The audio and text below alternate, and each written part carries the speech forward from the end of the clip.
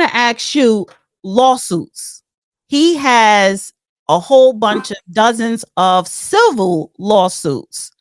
And with this verdict, with this Go ahead. verdict, with this verdict today, right? What's going to happen with the civil lawsuits? Civil lawsuits are independent of the verdict. If Diddy did not plead guilty and admit culpability, the issue of liability has to be tried in those civil cases. Just like the OJ thing. He was acquitted of the criminal trial, and in the civil trial, where his legal staff was nowhere near as competent and capable as the criminal crew, he got found liable, and he owed Nicole's family and Rod Goldman's family some money for civil damages. So this is not dispositive of what happens civilly. That's totally independent. What the civil case is about is bribery. And I mean that literally. When you are allowed to go in and sue somebody civilly for harming you, it is the opportunity to get a bribe to keep you from taking matters in your own hand and coming up with a feud, a blood feud, or seeking revenge. The theory is okay, we try this guy for a homicide or robbery or embezzlement. He stole the guy's money. So the guy is going to be angry about his money getting stolen. So does he go in and have his boys find the defendant and slap him around, shoot him, cut him up, stab him, kill him, or whatever the case may be? Or do you tell him, look, if you go in a civil court and it's decided that you were in the right, then this guy will have to pay you money and compensate you? That's like in the Middle Ages, the Catholic Church had what they call weregild, as in werewolf. And weregild declared by the Catholic Church, the decree was as a pound of pepper was worth any ordinary man's life. So if you gave the family of the victim of a homicide a pound of pepper, that's it. You had no more claim. So I want to play this clip here asking that question. I wonder what leverage and how this changes those civil claims, because he is facing a mountain of civil claims. It felt like they were coming fast and furious there after he got indicted on the federal charges, the criminal charges. Then the civil deluge of lawsuits started to come out. Does this change the calculation on the civil side at all? Does it help him? What do you think the effect might be? So certainly there were so many civil lawsuits. It was hard for us to even keep up. They were filed every single day. There's so many, and they all have different types of civil claims. The claims that were raised by Cassie Ventura, that case has been settled.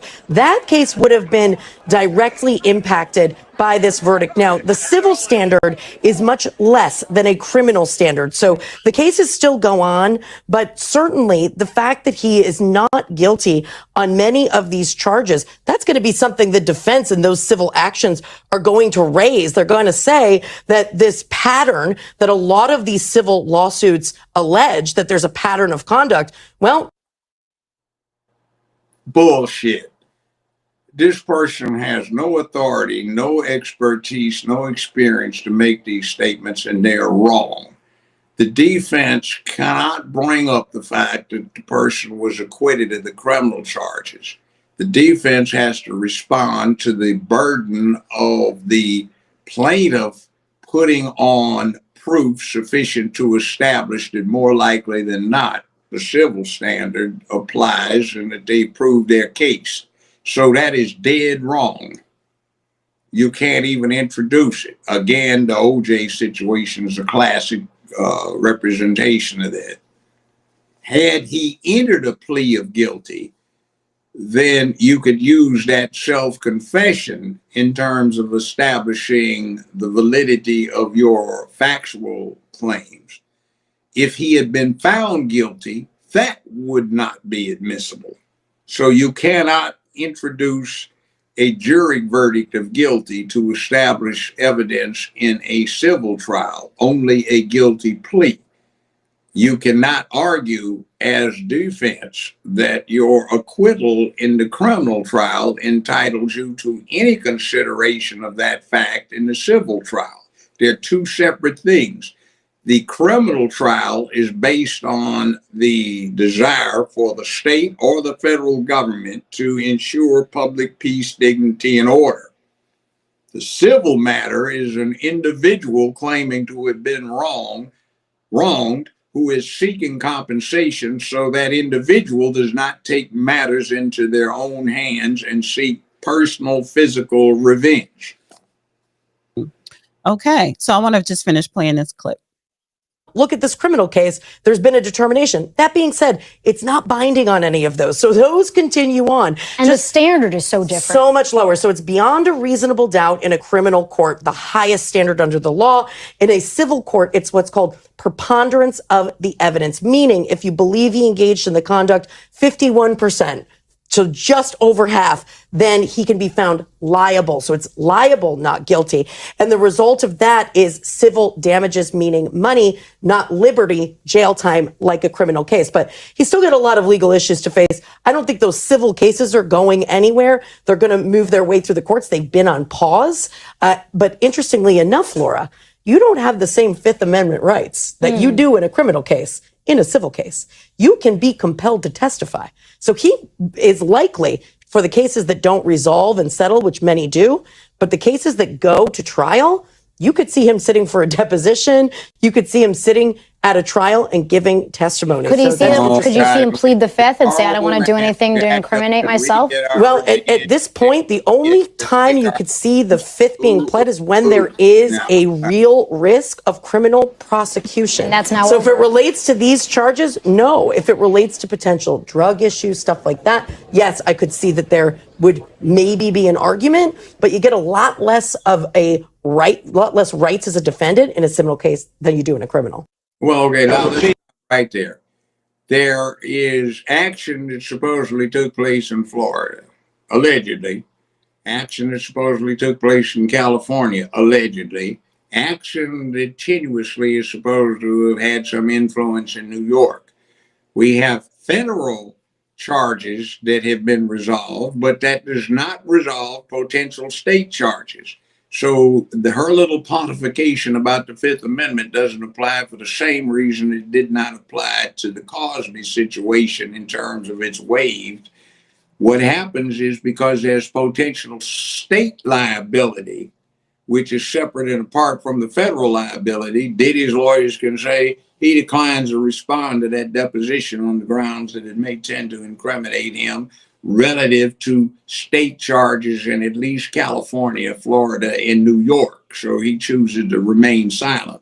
So he'd have to get an assurance from New York, from Florida, at least 2 locations there, and several locations in California relative to the elected district attorneys that there would be no prosecution before he could be compelled to respond civilly.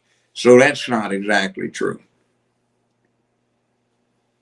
So I want to ask you about the trust, because remember we had Candace, she came on a couple of weeks ago and we was talking about his trust, and he hired a professional to come in to help protect or, to give guidance on if it's guilty, if it's not guilty, what's going to happen with his trust, with his estate, with his wealth.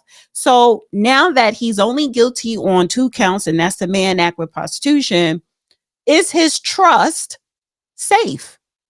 Or can what they can do come in and break it open? See, what they can do is, you just said it, they'd have to go through a state court to break it open. See, even if they get this, the feds don't have direct jurisdiction now that they lost the RICO count on being able to seize his assets, because that's up to the state in question. Remember, the title to anything he has flows from a state. So when you try to deal with interference with invasion of somebody's title, the exclusive right to the use of something or the benefit of something, you have to go through the state for the most part. So there is that. The other thing too, the plaintiffs might try to raise issues that in some states the statute of limitations is run on any criminal prosecution for most of what they were talking about. Now, that also raises this same issue about equal protection, which nobody ever raises. But again, it goes back to boom, boom, wrongful death action. You get 1 or 2 years for the statute of limitations to file an action, but somebody says you have 25, 30, 50 years because of a butt pinch. You get to file an action on that. In other words, that is totally outside of the intent of the law, which has statute of limitations based on certain realities concerning seriousness, the interest of the public in something. And basically, when you have a wrongful death, you don't want one family setting up a vendetta against another. So there is a vendetta killing going on to get revenge. You say, we will compensate you or allow you to get compensated because your loved one got wrongfully killed. Okay. Now, obviously, somebody's going to get more worked up over somebody getting killed than somebody getting a butt pinch when they were 16 years old and now they're 63 years old. See what I'm talking about? It's like, what did we do here? Did we have a real legitimate expression of the interest of the law in maintaining public order, or are we trying to deal with what they call a boutique crime? In other words, this is a crime of the week because we're trying to get at these evil men who have been exploiting for so long, et cetera, et cetera, et cetera. So it's crazy. Now, I'm all for everybody getting equal, but you're either equal or you're not equal.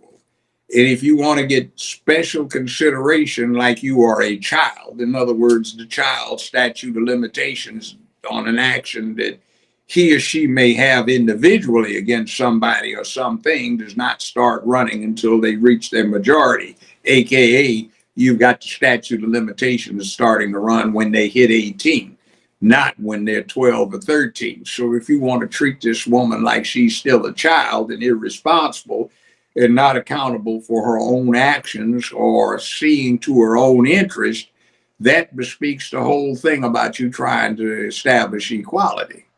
That's like saying they need to be part. It's like this boys and girls sports. You grew up as a boy, you have a boy's skeletal framework and boy's muscle framework. You got a dick bouncing around in balls, but you're supposed to be able, because in your sick head you think you are a woman, you get to go compete against the females. That doesn't work out. And okay, I want to go into the girls' bathroom because I have a fantasy about being a girl. If I'm a wacko with that kind of idea, that doesn't make you a girl, and it doesn't entitle to the privacy rights of these real girls and women being violated because you got a wacko that wants to go in there. I don't care. You're just as much of a whack if you support that as if you think that. So here's the thing. So people who are suing him, you have former employees, and these are some of the people who actually took the stand against him, like Capricorn Clark or whatever, suing him. But they were suing him under the same charges, some of the RICO charges that the feds were charging him in this federal case. So the ones that he were found not guilty of, the civil suits that they were filing under these charges that he was found not guilty of, most likely it's not going to go anywhere with these laws. Not necessarily. It can. What I've been saying and elaborating on is the civil matters are totally independent of the criminal matters. Mm-hmm. The criminal matter is exclusively concerned with did he do something against the public peace, dignity, and order of the United States. The civil matters are, did he do something wrong against these individuals? That's separate in part with a totally different basis. That's so that the state or the federal government doesn't get into a situation of the families going up and trying to do something to Diddy and copping a case, federal case. But you see, these actions are civil. They're brought in state courts. And until these issues get resolved about is there any criminal liability in state courts that he might face, he'll be in the same situation as Cosby was, which I called the shot on that. I said they violated his Fifth Amendment rights because they went and compelled him to give testimony in a civil matter that was germane to a criminal matter, and they did not block the criminal prosecution. A new prosecutor came in and said, we're not bound by the previous declaration of the elected district attorney. We're going to prosecute Dr. Cosby. And they did. And they used the evidence from the civil case, and the Pennsylvania Supreme Court threw it out like I predicted they would. So we have these considerations. It's complicated. And, you know, I'm going at length, but somebody needs to start telling the American public what's going on. Because when I was in elementary school, they taught us these things, but that means the typical person in America hasn't had any of that. And if you're old, younger than 65 going on 70, you didn't get it. Right. So it's time to catch up.